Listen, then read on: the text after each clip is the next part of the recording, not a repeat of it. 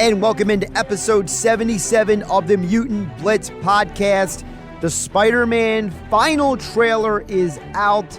It's the compromise between Marvel and Sony. My buddy Ryan's back for another edition of the pod. So we're going to get into all of the speculation and all the questions and try to clean up some of the stuff with the new Spider-Man trailer as we are basically a month away from its release.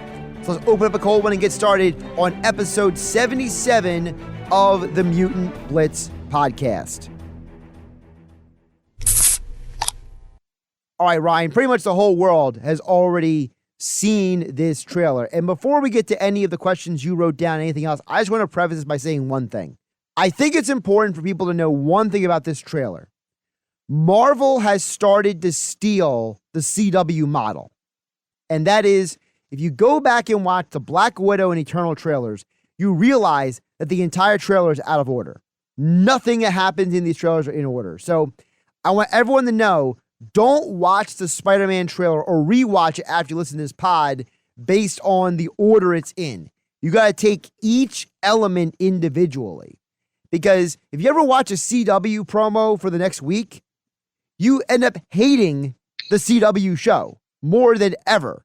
It's so annoying. Like, I don't know how you feel about it, but anytime I see a trailer now, you know these things are out of order. So I just encourage people, we're going to talk about the Spider-Man movie, but remember, don't take the trailer chronologically.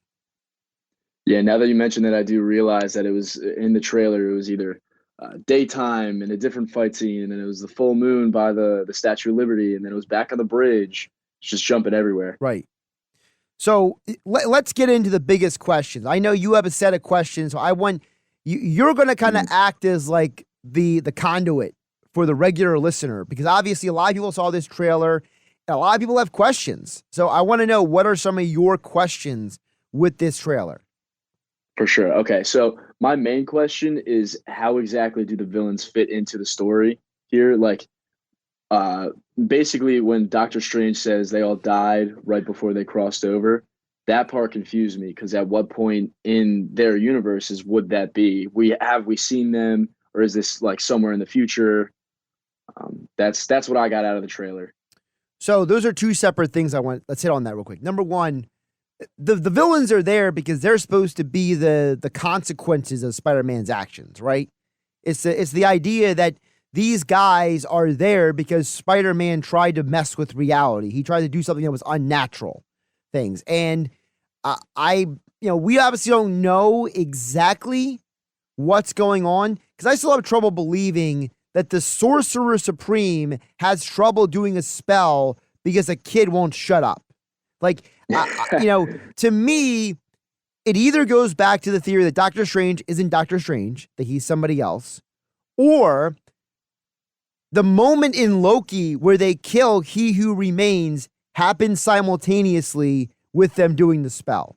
So some variation of that is why the villains are there. They're there because they've altered reality. Remember in Thor Dark World where they said that there's the convergence where you can walk across worlds in the different realities? Right. Well, what if there's a convergence for the multiverse? What if this is the multiversal convergence? To me, that's why they're there. Okay, gotcha. So it's kind of like He Who Remains dying is that one place in time where it always has to happen, and it's a stepping point. Right. It's kind of like, at the end of the Venom movie, when he turns around, he realizes he's in a different universe. And then he goes and licks the screen with Spider-Man. And it's like, that's not his Spider-Man, but it's a Spider-Man kind of thing. It's a Spider-Man. Right. Yeah. So, because remember Venom, for those who didn't see Venom 2, spoilers, but whatever. It's all out there now. Basically, Venom says that, every Venom that's ever existed has a hive mind, and that every Venom from every multiverse gives information to each other. So the reason why Venom knows who Spider-Man is because Venom's in other universes, like Spider-Man 3, Sam Raimi movie, Topher Grace's Venom, have dealt with Spider-Man on some level. So now the other question you asked is about them dying. I think these guys are coming back before they're supposed to die. That's my working theory. Because you remember the line from Jamie Foxx, like, this is my moment. Like, you're not going to take this away from me. Like, I almost wonder if Doctor Strange kind of lets them know, hey guys, we got to send you back to your universe, and somehow it slips out that you're going to die. And that's why Jamie Foxx is like, I ain't doing that. I ain't going back, or now there's another scenario where maybe all of these villains were accidentally brought back from the dead, which I think that would be too complicated though, because my theory. My theory is these are all variants. I don't think these are the actual villains from the movies, literally. Like, look at Electro. Look at Dr. Otto Octavius. They look different, don't they? They literally, their outfits, their setup looks different. Otto didn't have nanotechnology in Spider-Man 2, right?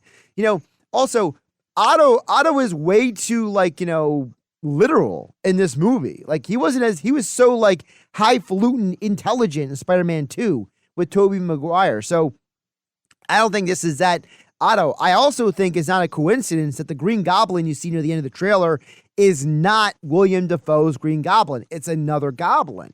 So these got to be variants or some sort of variable all villains that are coming through, because Strange at the end says, I can't hold him back anymore. Well, who's that? Is it one person? Is it multiple people? We don't know. So I think that for as much as they gave us, we still don't have all the answers. And I think that part of the reason why is because people are trying to take this literally as that's this villain. No, as we learned from the Loki show, I think there's just variants everywhere. As we saw in the What If show, the What If basically told you anything is possible, right? Right. Okay. So do you think that means we're possibly getting other Spider-Man too? Like, it doesn't have to specifically be Tobey and Andrew. Like, this could introduce other characters as well. It certainly can. I wouldn't be surprised if a post-credit scene introduces Miles Morales, because you already read Miles' uncle. In Spider-Man Homecoming, you remember the guy that Spider-Man throws the web onto the car and tries to interrogate him, and he's like, dude, you're not really good at this interrogating thing. Yeah, Donald Glover. That's the Prowler. Okay. The Prowler is the uncle of Miles Morales in the comics. So we've already been introduced to the Prowler. So we know he's out there.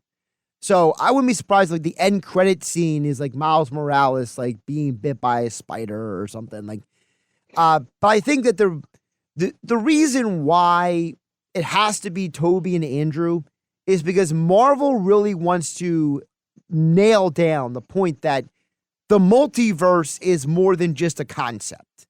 It's something tangible, right? It's something that, hey, you saw Tobey Maguire fight Doc Ock. Remember what Doc Ock says?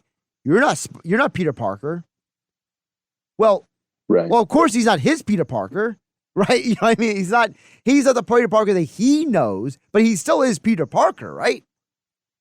Okay, so that would make sense if they were variants, because they could differentialize each other. Correct. Now, let me ask you a question. Watching the newest trailer, did you walk away from the trailer feeling more hyped or less hyped? Honestly, less hyped. See, I felt the same way. I'm glad you said that. Go ahead. Yeah, with all of the leaks that we've had since early summer 2021, with the pictures coming out, with literally scripts coming out of the movie, seeing that basically everything I had already seen was true, and seeing the leaked suits that maybe not Willem Dafoe, but one of the Green Goblins was wearing. Right. It's kind of underwhelming. It feels like I've already watched a part of the movie. It takes away from it for me. See, I don't mind leaks as a general principle. I just don't like when Marvel's going out of their way to act like they don't exist. Okay. Yeah. I feel like this whole thing has been mismanaged because it's Sony and Marvel together. And Marvel was trying to make this almost like Avengers Endgame reveal kind of thing. Like the moment when Captain America gets Mjolnir kind of moment in the movie theater. I think that's what they were trying to do with Tobey Maguire and Andrew Garfield and all these different things. And now that moment lost its sizzle, and Marvel is still hanging on for dear life for that moment and that reveal by having these trailers come out the way they are, because I think they're so desperate to not give away the moment. Because let's be realistic. If you already saw a picture of Tobey Maguire and Andrew Garfield in the trailer, it would be like seeing Captain America have Mjolnir in the Endgame trailer, right? Yeah, that's true. But then again, it's if there's such a big part of the development of Tom Holland's Spider-Man, they should have at least hinted at it a little bit. Well, because they don't want to take away the shine from Tom Holland. They want Tom to have his moment, because the movie's about him. It's not about the other guys. You know what I mean? For sure. And that's the other thing. I don't think those guys are going to be in the entire movie. There's a part of me that wonders if like they're only going to be in like part of the movie, maybe like the end where they had the showdown with the villains. Because, obviously everyone's seen the international Brazilian trailer where Lizard obviously is being punched by somebody, but you never see who the person being punched by. So it's like his entire neck just turns right around. Right. And the other thing is there's a part of me that wonders, you mentioned this before, and we'll get into this now. Are we sure we know who all the villains are? No, I think they're leaving something out. They are. They really are. Do. And I don't know if it's going to be a literal Sinister Six, like people want it to be, or if there's maybe like a bigger person behind it all, who's like using the Sinister Six so he can do what he wants to do, kind of thing. For sure, and that could lead into the feast trucks that we keep seeing. Maybe there's a Mr. Negative cameo, but it would be kind of hard to introduce his character. Another thing that I've been wondering is, where is Mysterio? I personally don't think he's dead. I think he still has some type of manipulation going on here. So maybe he comes back and he's technically the sixth member of the Sinister Six. Well, let me ask you a question. Orchestrating the entire thing. Let me ask you a question. Do you really think that's Sandman in the trailer, or do you think that's Mysterio? That's exactly what I was thinking. That there's no way that that's Sandman, like, because his character didn't even die. Plus, in Far From Home, we did see Mysterio generate a sand-like monster, correct, with the drones. So he could have done the same exact thing. What if the real villain is Mysterio, but it's a Mysterio from a different multiverse? Oh, maybe it's the one from the Raimi trilogy that we never got to see. That could be it. But then again, it would be hard to introduce that since we do still have the other character. I'm not sure. Well, you can have, like, for example, remember at the end of the Garfield Spider-Man 2 with the guy walking around, they were trying to introduce the Sinister Six, and you see the vulture wings, you see the goblin, fly hovercraft. You see all the little things in the background, and then he's like, "Oh, I have candidates for this," kind of thing. What if it's the Mysterio from that universe? That could definitely be it. I think they should kind of keep it in the MCU family, though, because bringing back Jake Gyllenhaal for this role would be perfect, just to completely mess with Peter. Because think about it, in Far From Home, the entire time he's like, "Whoa, multiverse is real, multiverse is real." And then now we see in one of the TV spots, he's like, "The multiverse is real." He could just get completely double-crossed. That, and also the fact that, everyone keeps talking about what's the point of this movie? You know what I mean? And like I told you, before we record the podcast, I think this is going to be a direct lead into Doctor Strange. I think there's going to be a cliffhanger with this film that'll literally set up Doctor Strange, because we know Tom Holland's going to be in that movie too. And it's going to be basically Tom Holland, and Loki's going to be in there, and Scarlet Witch is going to be in there, and Doctor Strange and Wong, and all these people are going to be in there. I don't think it's a coincidence that Doctor Strange has been such a huge part of these trailers. Marvel is basically telling you, hey man, he's part of this. This is a bigger picture thing. And don't forget, there's always been the older hero figure in these movies. Tony Stark was in the first Spider-Man movie. Nick Fury, which we found out was actually, what's his name? The Talos. Talos, thank you. We found out it was Talos, but it was still an older hero in the second movie. And then the third movie, it could be Doctor Strange, right? So, he always has like this older hero who's trying to help, but maybe he's not the best at helping the whole time. Yeah, definitely. And I think it leading right into Multiverse of Madness, when we see that shot of them at the Statue of Liberty where Doctor Strange is talking about, I don't know if I can hold them out. Seeing all those purple flashing lights, that could be a scene that goes right into the movie, because we see the multiverse actually opening up. Right, and that's where a character, for example, a lot of people believe that Shuma Gorath is going to be one of the villains in Doctor Strange Into the Multiverse of Madness, and he is a multiversal being, but he exists like kind of like in the in-between zone of time and space. Like he has his own like separate dimension. So, and the whole theory is that Shuma Gorath has been a villain of Doctor Strange since like the 1960s in the comics. So, apparently one of the story arcs is Shuma Gorath is chasing America Chavez, and that's why she's going to be in the Doctor Strange movie. So what if they introduce Shuma Gorath for the first time at the end of the Spider-Man movie? That would make sense, because the last project we did get, not including Hawkeye, was What If, and Shuma Gorath did have a few cameos in there, I believe. That's correct. So having him very prominent in the new multiversal era of Marvel, having him just completely introduced, go right into Multiverse of Madness would be a perfect way to bring him into the universe. Also, I wouldn't be surprised if we have some sort of like Kang related thing here. Like, maybe a post-credit scene where like, you see Kang like sitting somewhere and being like, well, that was interesting, kind of thing, I still believe Kang is the Thanos of this run. I feel like he's going to be like the mastermind behind the scenes that you don't see too much. And like, we already know that a version of Kang is going to be in the Loki 2 season, for example. But we know it's not going to be the same exact Kang that's going to be in the Ant-Man and the Wasp Quantumania movie. So we know that Kang he's around. He's out there. So, what if Kang is behind sending all these people in after Spider-Man? You find out at the end that, it's kind of like, when Thanos at the end of the Avengers movie, first two, where he's like just kind of like hanging out there doing his thing. What if it's Kang out there being like, well, I sent these villains after them. That wasn't what I expected, but now I know what to do next, kind of thing. Okay, so it's kind of just like when Thanos sent Loki the first time, just trying to test out the world, and since it wasn't that easier, he just keeps pushing and pushing until it gets to that Infinity War level where all the heroes meet up. And he says, fine, I'll do it myself after Ultron. Exactly. What if Kang has a I'll do it myself moment after one of these movies? You know what I mean?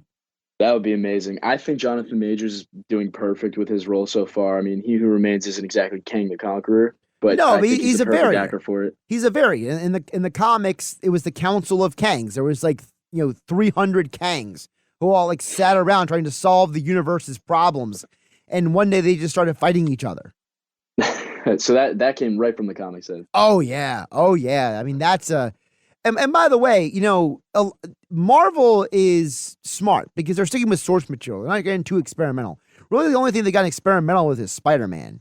I mean, Shang-Chi is almost a straight shot out of the comics, for example.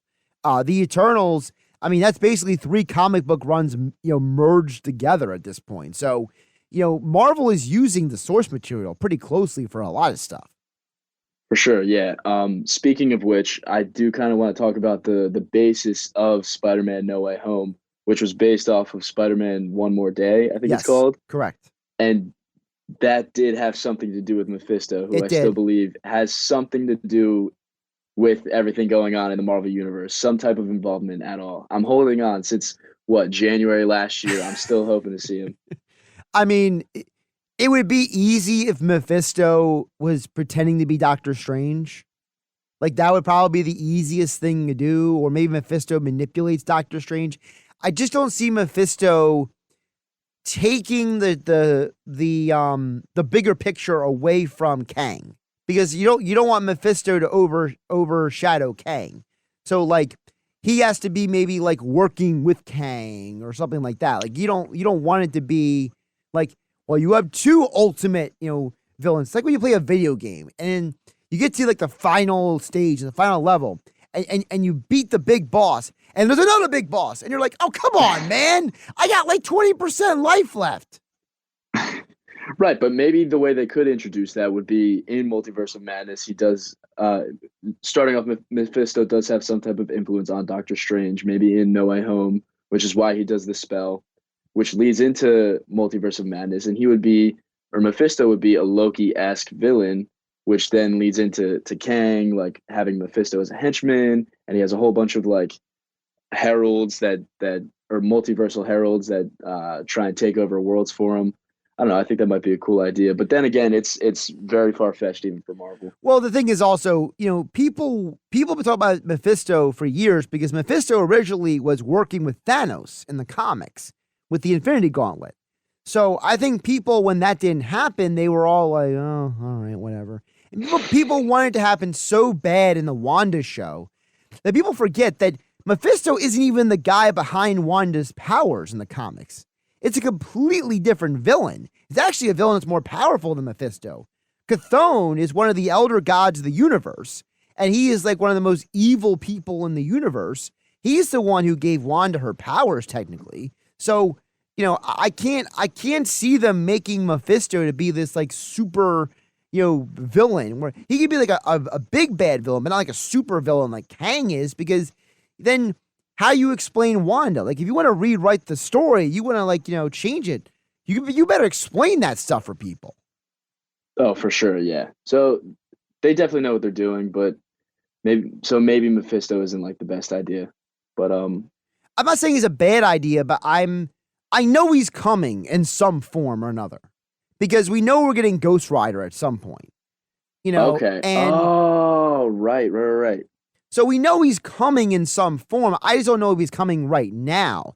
And by the way, Mephisto's not the only person who can manipulate Doctor Strange. What if it is Kang manipulating Doctor Strange? What if it's Mysterio manipulating Doctor Strange? What if Mysterio is Doctor Strange? He's a great illusionist, isn't he? It's like that one scene from Infinity War. It's like, who's Gamora? Where's Gamora? Why is Gamora? Right. Maybe he is Doctor Strange. Who knows? I don't know. I think that I wouldn't be surprised, honestly, if there's, like the scene where it's him winking at Spider-Man is not Doctor Strange, but later we actually have the real Doctor Strange kind of thing. You know what I mean? Because the other thing is, I had trouble believing that Wong wouldn't know that ain't Strange. You know what I mean? I had trouble believing that Wong, being like the super elite, like mystic that he is, wouldn't recognize that ain't Stephen Strange. Your essence is off, or something like that, or some weird whatever it may be. I'm not a Marvel magician, so I can't really use the verbiage right, but you know what I mean. I got you. Yeah, for sure. Any other takeaways from the trailer? Yeah, I'm nervous for Peter's for the people around him, pretty much. I know Tom Holland keeps saying that this is going to end up being a very dark movie. Right. The only time we see Happy is in that one scene of him in the car. We see Aunt May in the building where a pumpkin bomb blows up. Right. We see Ned and MJ almost fall from the Statue of Liberty. I mean, all of his loved ones are in danger during this movie, which is obviously a big part of Spider-Man's life. All the people he lets in and takes care of are always at risk. So we're most definitely going to see at least one of those people die in this movie. I just have trouble thinking it's MJ just because of the fact that we've seen that before. We already saw Emma Stone's Gwen Stacy die. You know what I mean? And that was what, 10 years ago? So like, does Marvel really want to kill off a love interest, like Sony did? I can see maybe Aunt May dying. I can see Happy dying. I can see Ned maybe dying. I just have trouble believing it's MJ. Actually, what I think is going to happen? I think MJ is saved, but not by Tom Holland and Spider-Man. I think one of the other Spider-Man save her. I keep hearing that theory, and it makes me so happy because Andrew Garfield being my favorite Spider-Man, that scene of Gwen Stacy dying destroyed me. So,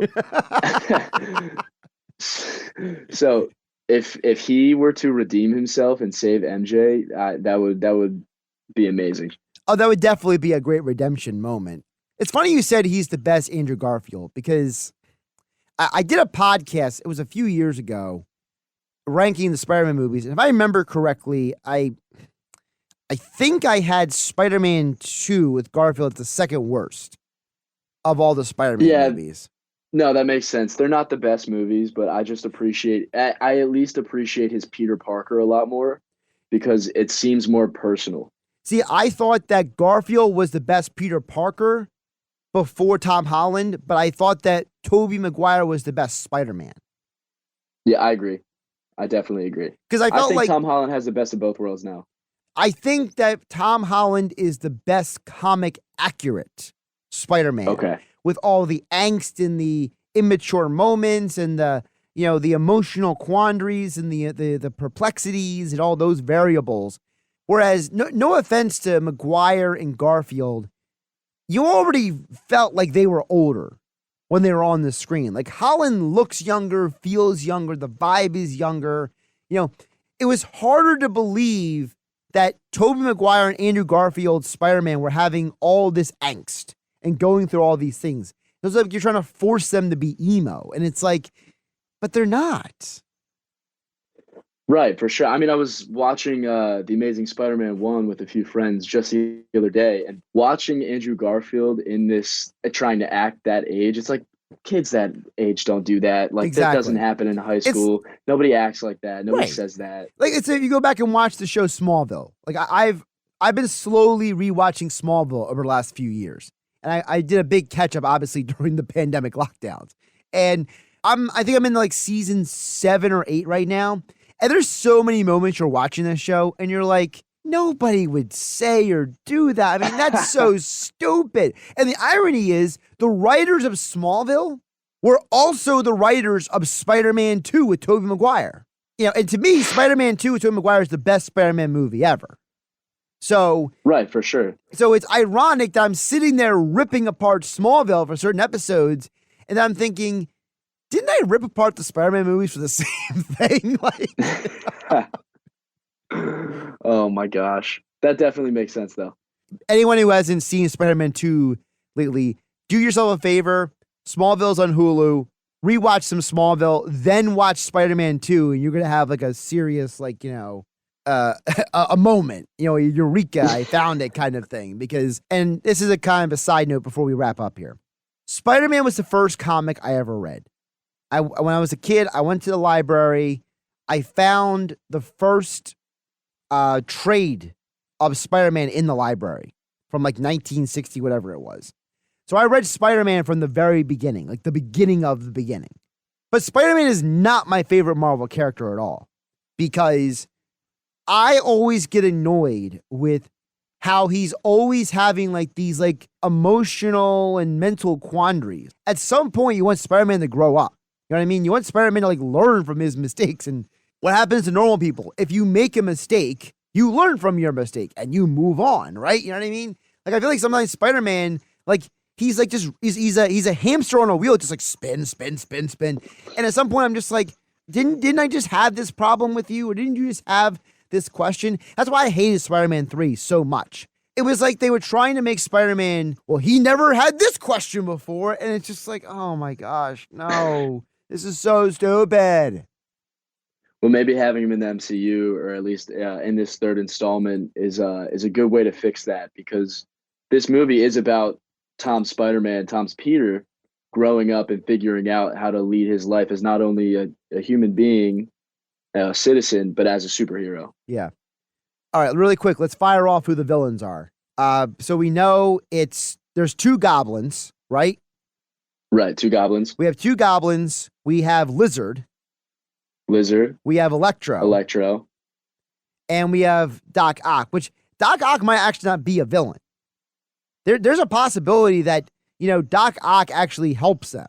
Like that black suit that Spider-Man is wearing in the trailer, in the comics, Doc Ock makes that suit for Spider-Man. So, what if Octavius is told what happens to him in his universe, and he has like a redemption moment? He's like, well, I'm going to help you guys fix this. For sure. And that would make sense, because in the trailer, there was one scene that I saw where Octavius is falling out of a building, and you see electric shocks coming from the explosion that he was propelled out from. Right. Maybe he was fighting one of the other villains. Right. Certainly possible. So that means we only have 5, right? Right. But there's also Sandman. Well, like I said, what if Sandman is Mysterio? For sure. So there's still a lot of confusion. They showed a lot, but they were also very vague in the trailer. I also feel like I know who it's not. First of all, it's not going to be Venom. Sony is going out of their way to make him an anti-hero. the movies are versions of the Lethal Protector comics from the 90s, where Venom moves to San Francisco to escape Spider-Man, and he becomes like the protector of all like the innocent people in San Francisco. So obviously Sony is running off of the Lethal Protector concept. So there's no way he's going to be one of the Sinister Six. It's also not going to be Kraven the Hunter. Now is not the time to introduce Kraven the Hunter. You know what I mean? I also don't think Matt Gargan's Scorpio is going to be in here as a villain. I feel like they're saving him for like another movie, because that would feel like you're trying to pigeonhole him based on the end credit scene from Homecoming. I wouldn't be surprised if Michael Keaton's character is in this, though, because where do these guys get the tech from? Wouldn't it make sense that Toomes is the guy who gets them the extra tech to fight Spider-Man? Right, for sure. With Electro having arc reactor, Green Goblin having nanotech. Yeah. Octavius having nanotech. Well, Goblin has Stark Tech too. If you go back and watch like the Frozen stills, like that's not all of the original suit either. Okay. Also, the pumpkin bombs are not the pumpkin bombs from the original Sam Raimi universe. Gotcha. Yeah. One thing that I was thinking kind of, and this is just a quick thought, maybe that they're just kind of adapting to their new universe. It's possible. Part of the trailer, when we see Tom in the new black suit, where Electro's still blue, but he's turning yellow. Maybe that's just him adapting to the universe. We see our first shot with Green Goblin coming onto the bridge. Later on, we see a new Green Goblin, or maybe the same Green Goblin, just in a new suit, adapting. Maybe his body has changed with the universe. Doc Ock with the nanotech he took from Peter's suit. Maybe it's just them adapting to the universe. That's certainly possible. Then that means my theory about them being variants is wrong. So I guess we'll have to watch to find out. Yeah, we have to find out. The last thing I would say about the trailer is I think that this is going to be a movie that people like you and me are going to love, but I think other people are going to hate it. I really do. I think that some people are going to go into this movie thinking certain things are going to happen, and when they don't happen, they're going to walk out all mad and annoyed. It's going to be like the people who hate Eternals, because they're like, it's not a Marvel movie, and it's like, no, it's a Marvel movie. It's just not the normal Marvel movie. It's a different variation of storytelling. That's all. Like, the guy who's directing this movie, Watts, he has to do it with Sony's permission. Marvel's not allowed to do it without Sony's permission. So no matter what, you're getting a Sony Marvel amalgamation. Right, for sure. And leading into what you said, Marvel has been criticized for making the same movie over and over, or people say that they make the same movie over and over. Now that they're trying to switch that up and individualize the universe that they've built, it's starting to get some backlash, which there's a harsh duality to that. Absolutely. That's an excellent point. We will end on that excellent point. Ryan Brown, where can people find you on Twitter? You can find me at Ryan Brown Media on Twitter. All right, I'm Josh Hennig, at Josh Hennig on Twitter. Make sure you like, subscribe, download, do all the stuff on all the platforms. We're on Spotify, Apple Podcasts, Google Play, Anchor, YouTube. We're everywhere you can find podcasts. We appreciate you tuning in to an edition of the Mutant Blitz Podcast. And, of course, we will be back soon with another episode as we are inching closer and closer. We have Hawkeye coming out. We have Spider-Man about a month from the time we're recording this podcast. He's Ryan. I'm Josh. Thanks for listening to another episode of the Mutant Blitz Podcast.